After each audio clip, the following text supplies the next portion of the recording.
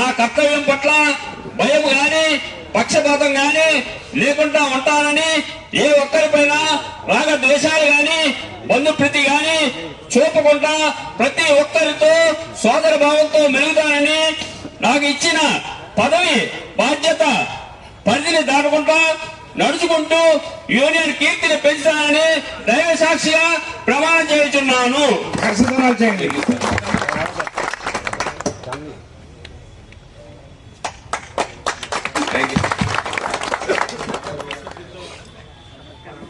అనే నేను ఆసపు శ్రీనివాస్ అనే నేను Godavari electrical workers trade union నందు ప్రధాన కార్యదర్శిగా నా బాధ్యతలను యూనియన్ బైలా ప్రకారం యూనియన్ నియమ నిబంధనలకు కట్టుబడి ఉంటానని, నా కర్తవ్యం పట్ల భయము గాని పక్షపాతము లేకుండా ఉంటానని, ఏ ఒక్కరిపైన రాగద్వేషాలు గాని బంధుప్రీతి చూపకుండా ప్రతి ఒక్కరితో సోదర భావంతో మెలుగుతానని, నాకు ఇచ్చిన పదవిని బాధ్యత పరిధిని దాటకుండా నడుచుకుంటానని, యూనియన్ కీర్తిని పెంచుతానని దైవ సాక్షిగా ప్రమాణం చేస్తున్నాను.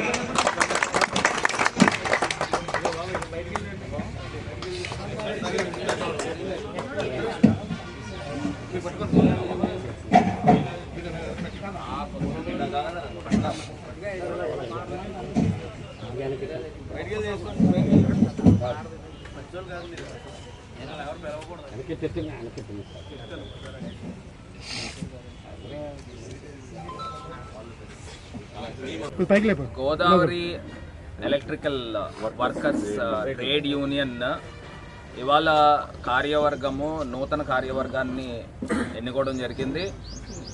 బొజ్జ రామకృష్ణ గారిని ప్రెసిడెంట్గా, అదేవిధంగా శ్రీనివాస్ గారిని సెక్రటరీగా ఎన్నుకొని వీళ్ళు సుమారుగా 800 మంది కార్యవర్గం ఉన్నారు. వీరందరూ కూడా శ్రామికులు తరపున పోరాటం చేస్తూ ఉన్నారు. ఇక్కడ రాజమహేంద్రవరంలో గత ప్రభుత్వంలో మా హయాంలో సుమారుగా 1800 గజాలతో 1 కోటి రూపాయలు ఎంపీ ల్యాడ్స్ నుంచి ఇక్కడ శాంక్షన్ చేసి శ్రామిక భవన్ని నిర్మాణం చేయాలని ఒక దృఢ సంకల్పంతో ముందుకు తీసుకురావడం జరిగింది.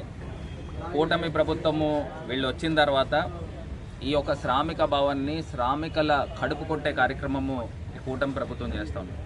2 సంవత్సరాల కాలంలో కనీస పక్షాన ఏ రకమైన పని చేయకపోగా వీళ్ళపైన నిందలేసే కార్యక్రమం ఏంటంటే ఈ యొక్క భవనము నివాస యోగ్యం కాదు, ఇక్కడ బిల్డింగ్ కట్టేదానికి ఉపయోగపడదు అని చెప్తా ఉన్నారు. నేను అడుగుతా ఉన్నా, సూటిగా ప్రశ్నిస్తా ఉన్నా, దీనికి ఆనుకునే కదా అన్నా క్యాంటీన్ ఉంది, దానికి ఒక స్లాబ్ వేశారు.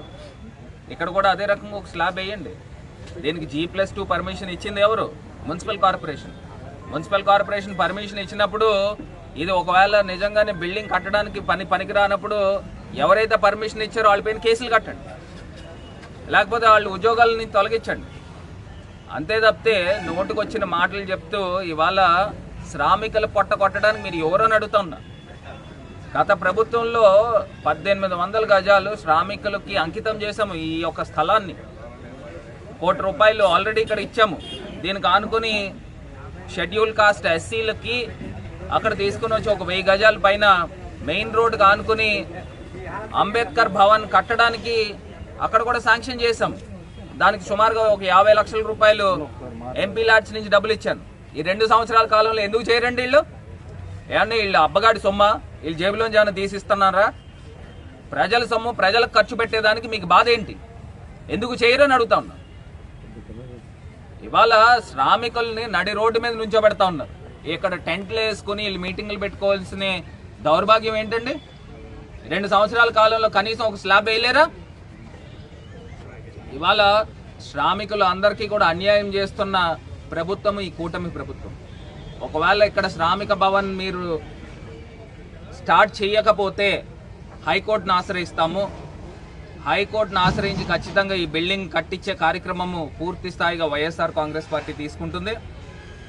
20వ తారీఖున ఇప్పుడే కార్మికులు అందరూ కూడా చెప్తా ఉన్నారు, మీరు ఏ తారీఖున మీరు తీసుకుని వచ్చి ఇక్కడ ఉద్యమం చేపడితే పూర్తి స్థాయిగా మా యొక్క మద్దతు ఉంటుంది.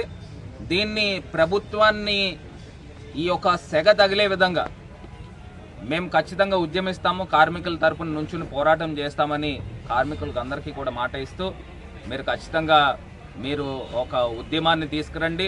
ఈ శ్రామిక భవన్ కట్టేదాకా ఈ కూటమి ప్రభుత్వం యొక్క మెడలు వంచి ఖచ్చితంగా కట్టించే కార్యక్రమము మేము సంకల్పిస్తామని కూడా ఈ సందర్భంగా తెలియపరుస్తున్నాం. స్వీకారం చేయబోతున్న శుభ సందర్భంగా మరి ముఖ్య అతిథులుగా అనేటువంటి రాజమండ్రి పార్లమెంట్ సభ్యులు మాజీ మార్గాని భరత్రామ్ గారు ముఖ్య అతిథిగా విచ్చేసినారు. వారికి చాలా సంతోషం. అలాగే ఈ యొక్క కార్యక్రమంలో భాగంగా మరి ట్రేడ్ యూనియన్ నాయకులైనటువంటి వాసంశెట్టి గంగాధరం గారు కావచ్చు, అలాగే మరి ఆదినారాయణ గారు కావచ్చు, ఇలాగ అనేక మంది ప్రముఖులు విచ్చేసినారు. ఈ రోజున ఈ యొక్క కార్మిక ఏదైతే శ్రామిక భవనంలో ఉన్నటువంటి మరి ఈ యొక్క కార్యక్రమం అత్యంత వైభవంగా చేయడం జరిగిందండి.